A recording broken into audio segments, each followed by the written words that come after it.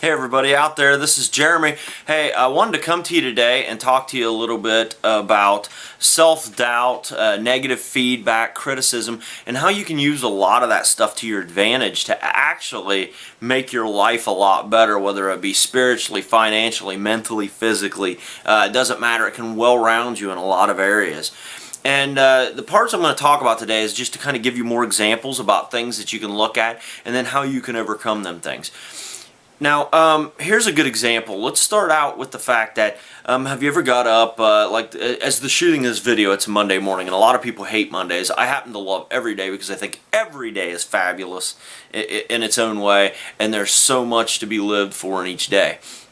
But a lot of people dislike Mondays. They think about, oh, I got to get up and go to work, or I got to go to class, or I got to do this thing, and, okay, well, why is that? It is probably because you're not very clear on your intentions, possibly, or maybe it's just a certain thing that comes into your awareness on a Monday that you just don't like, so then you tend to focus on it, and it can kind of, that's what you end up finding a lot of.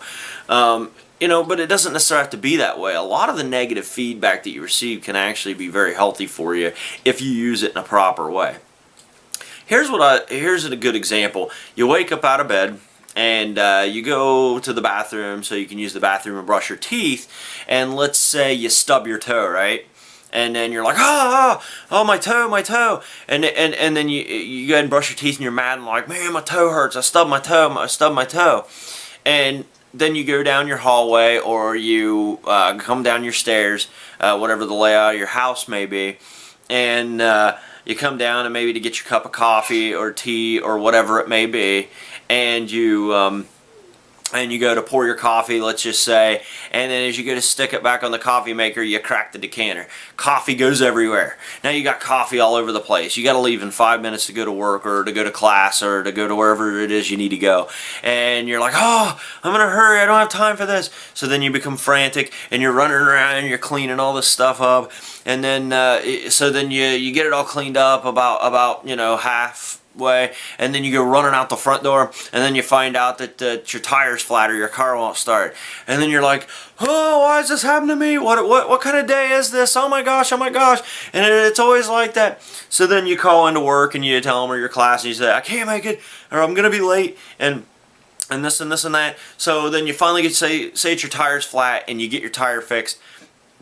You hop in the car, and you take off driving, and then you want to vent, you're all mad, so maybe you call up a friend, or you call someone up, or you get out your phone and you put a thing on Facebook. What a horrible day, this is just going to be a terrible day, blah, blah, blah, blah, blah. And I mean, we've all seen this a million times.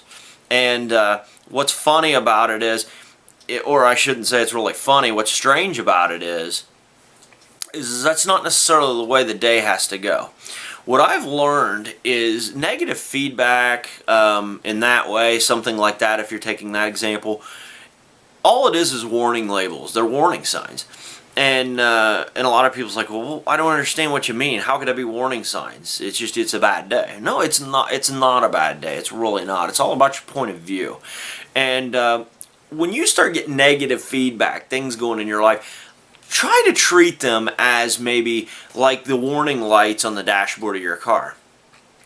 If you're driving down the road and a light comes on, does that necessarily mean immediately as soon as that light comes on that your car stops moving? Or anything like that? No, that's not exactly what it means. It just means it's trying to bring attention to something that you need to fix, that you need to do a little course correction on. Well, in the same turn, when you jump up and you stub your toe, okay, maybe that can just happen, okay? But let's take this for example. I actually did this the other day. I woke up, and this is the reason why I'm using the example. I jumped up out of bed, and I went to the bathroom to use the bathroom and brush my teeth, and I stubbed my toes. I was going to the bathroom. I was like, oh, it hurt. I'm like, oh, wow, well, that stinks, but guess what? That kind of stuff happens. And I was like, you know what? This is going to be a great day. It's going to be a really good day. And I remained focused on all the things I wanted to accomplish. Now, I'm going to stop right there for a minute. Now, what happens when you go in and you stub your toe, and then you start thinking about how much it hurt and how awful it is? You take your attention off the focus of what you're trying to accomplish for the day, the goals you're trying to accomplish for the day, and you start thinking about bad things. Well, in turn, you start thinking about bad things, well, then your mind is going to start searching for more bad things. Because in your brain, there's something called there's a thing that goes on, and it's your transderivational system. And what that is your brain separated into two parts. There's a conscious and there's a subconscious. And what happens is your conscious can only notice a few things at a time. Otherwise, you would just be drove crazy, because then you'd have to think about your heartbeat, you'd have to think about your blood flow, you'd have to think about every time you blink or move or twitch, and everything that goes on with you, and it would just drive you nuts. But the subconscious part of your brain, what happens is it can notice thousands and thousands of things at once, and it's what really drives most of your life. So getting back to the point, what happens is your brain's kind of like a computer. And with this transderivational search, your subconscious brain will search for meanings to the things that you feed it. So if you're feeding your mind a lot of bad stuff, then you jump up and stub your toe and you say, oh, it hurts, this is going to be a terrible day. Well, now you've programmed your brain to subconsciously search. It's kind of like taking in your computer and putting in the search. What you look for, you get, and it will return to you that information, because it will search for relevant information from your past of what you programmed into it. So because you stub your toe and you say it's going to be a bad day, you take your mind off your goals, you take your mind off what's important to you and what you're after, and you begin to, your subconscious brain, without your permission, starts searching for things that are relative to that. And then what happens is, then you come out to get your coffee, and because your mind is searching for the negative thing, then you start finding it. So it returns to you, well, yep, it is a bad day. So then you start making what I call, instead of error corrections, you start making error patterns. Then you might crack your coffee pot, as I was discussing, and the coffee might flow. Then you get madder, and then you take your mind farther off the focus, and you start thinking about more bad stuff. And when you do that, your brain searches for relative things that are going to continue to be bad in your day. And then it tends to spiral out of control, and the farther it goes, the harder it is to get your day back. And the next thing you know, by the end of the day, you're saying this was a really rotten, horrible day, and you fill the end of your day with a rotten, horrible thought, which in turn can fuel you to start your next day with a really rotten and terrible way of thinking, which is just going to in turn fuel you in a negative direction. So instead of that, when you do encounter something negative, because negative things are going to happen, don't use it as a club to beat yourself with. Use it as a school to learn from, and don't allow it to take you off the course of where you're going. So continue to feed your brain with good things, and as you continue to feed your brain with good things, your brain will search for the good in life, and it will continue to make your life better. So when I got up and stubbed my toe, I was like, ow, it hurts, because naturally it hurts. And was it a negative thing? Sure it was. But that got me to thinking, well, what is this warning sign for? What is this light on the dashboard that maybe says, I'm low on brake fluid, or I need to change my oil? It didn't mean it stopped me from going where I was going, just mean I had to fix the vehicle soon. So that told me, that was my warning light when I stubbed my toe, that said, wow, Jeremy, maybe you're in a little bit too much of a hurry this morning. Take a deep breath. Relax, and maybe you just need to enjoy the moment for a minute. Maybe you just need to enjoy how much you have in this day, and have a little gratitude for, hey, I woke up today.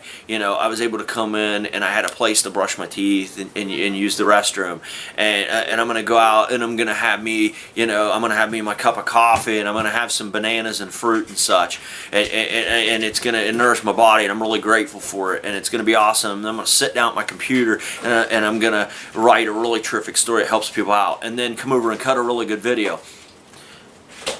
So by stubbing my toe, it was just purely a warning sign that allowed me to say, stop for a minute, refocus on your goal, it's really okay. And because I programmed my brain with good stuff and good information all the time and think about how grateful I am for things, how thankful I am to other people and myself for what is able to be in my life and how magical my life really is, then by programming that, I see the warning signs, and then I can continue to have a really good life. And therefore, after I stub my toe, I come out, I didn't have a broken coffee pot, and I didn't have to go to work because thank God, it's not something I have to do. And but nonetheless, it could have affected my day. What if it would have been the coffee pot would have cracked, and then my computer would have stopped working, and then I couldn't have got my video camera working, so I could present this message to you today to help show you how you can change your day if you just make a decision to. And it's just really cool how you can change your day like that. So when I stubbed my toe, I said, hey man, it's all good. It's really cool. There's nothing wrong here. Maybe I just need to slow down and enjoy myself a little bit and not force everything so much in my life. And again, don't let your conscious work, let your creative machinery and your subconscious in the back of your mind work for you. And then really amazing things start happening.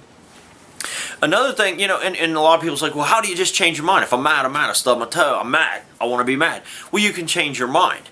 And I'm going to explain to you how you can do this. I'm going to steal a little something from motivational speaker and personal development specialist Tony Robbins that'll help you on this, and I want you guys to play along with me for a little bit. Right now, as you're watching this video and I'm speaking words into you, I want you to think about something for just a minute. Think about how easy it is to change your mind. And someone says, it's still not easy to change your mind. I say, yes, it is. Here's what I want you to do, and I want you to play along now, if you would, please. I want you to look all around your room. I want to look all around the room. Look all around the room. I want you to look for the color brown, okay? I want you to look for the color brown. Look for the color brown. Look for the color brown. Look for the color brown. Look for the color brown. Look all around. Find all the brown you can. Find all the brown you can. Find all the brown you can. Now, I want you to close your eyes tightly. Close your eyes tightly. I want you to name 3 things off to yourself honestly that you've seen that were red. Okay. If you cheated and you already knew what was red around you, you can say, well, that didn't work because I seen red. Okay. Now, if you want to go that route, that's fine, but you're not going to help yourself. However, how many things did you see that were red? You probably didn't see anything. Why? Because you weren't looking for it, right? Okay. Now, I want you to do the same thing, and I want you to look all around you for the things that are red. Look for the things that are red. Look for the things that are red. Look for the things that are red. Look for the things that are red. Did you notice a lot more red this time than you did the first time when you were looking for brown? You probably did. Most people probably did. And if so, that's good. That shows you how you can choose to focus on what you want to focus on.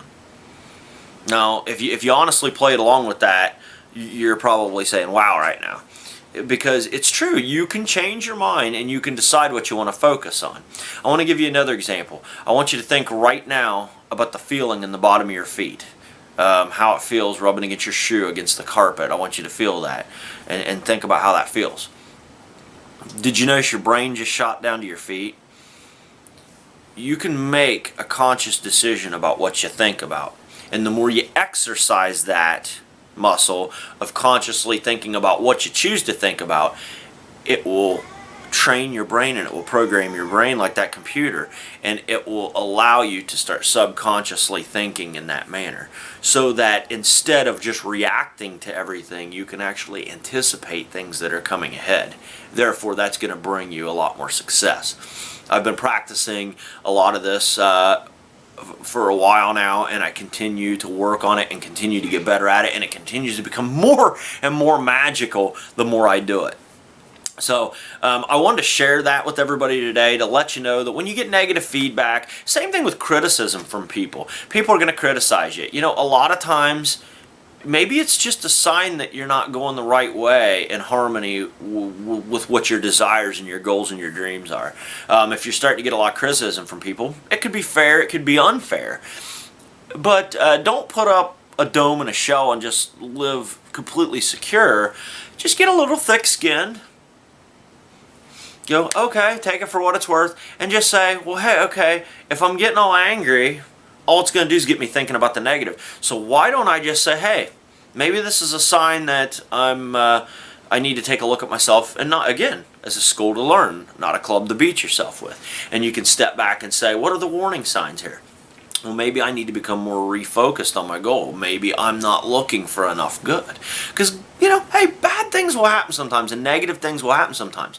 But again, let's not look at it as a failure or that you're bad or that anything's wrong. Let's take a look at it more from the example of maybe it's just that warning light on the dash that says I need to change my oil. No big deal. Just take it down. Take care of it. Maybe I just need to fill the coolant a little bit, or maybe I need to get my spark plugs changed, or maybe I need to change a tire. It's not that big of a deal. It's about course correction, just a little bit of course correction, and then you're on your way. Just don't lose sight of your goals. Keep after what you're keeping after, and don't let a bunch of silly negative stuff distract you, because it doesn't have to. And everybody says, well, you just can't help it. Yes, you can, because I've given you some exercises that's going to teach you how to focus on what you want to focus on. And people say, well, you just can't do that. And I'm saying, yes, you can. I'm going to look you right in the eyes in this camera right now, and I'm going to tell you. I started 10 businesses. I've succeeded at 2, and I failed at 8, okay? I'm man enough to admit that. I'm man enough to admit that. I have been through bankruptcies. I've been through a foreclosure. I've had my cars repossessed in the past. I lost my son a little less than a year ago to cancer. And a lot of people's like, well, how can you still be so positive? Because yes, all these negative things are going on in my life at the time, but I chose not to use them as negatives to bog my life down, but rather as warning signs to say, how do I need to continue to recorrect my life so that I can move forward in a positive way and keep going towards the goals and going towards the things that are awesome in my life.